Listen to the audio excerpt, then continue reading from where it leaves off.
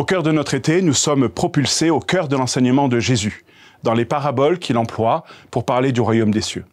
Jésus parle en paraboles pour être pédagogique et faire comprendre aux hommes et aux femmes de son temps quels sont les mystères qu'il vient nous révéler. Souvent, quand nous lisons ces paraboles, nous-mêmes, nous nous focalisons sur l'image. Aujourd'hui, la graine de moutarde qui devient un arbre dans lequel les oiseaux du ciel peuvent venir faire leur nid, ou la mesure de farine qui est enfouie dans la pâte jusqu'à ce que toute la pâte est levée. Les images sont importantes parce qu'elles nous révèlent le mystère du royaume qui vient. Mais si nous portons notre attention aujourd'hui sur le début de l'évangile, le royaume des cieux est comparable à, nous pouvons nous demander pourquoi Jésus nous propose des comparaisons ou des paraboles. Pourquoi ne donne-t-il pas une définition philosophique ou de dictionnaire qui nous permettrait de savoir ce qu'est le royaume une bonne fois pour toutes?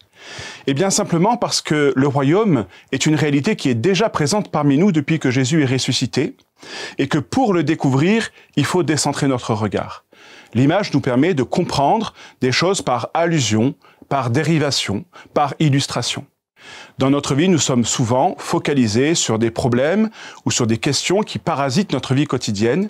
Et Jésus nous invite donc à décaler notre regard dans l'Esprit Saint pour découvrir ces petites graines du royaume qui lèvent là où nous ne voyons pas ordinairement la présence de Dieu.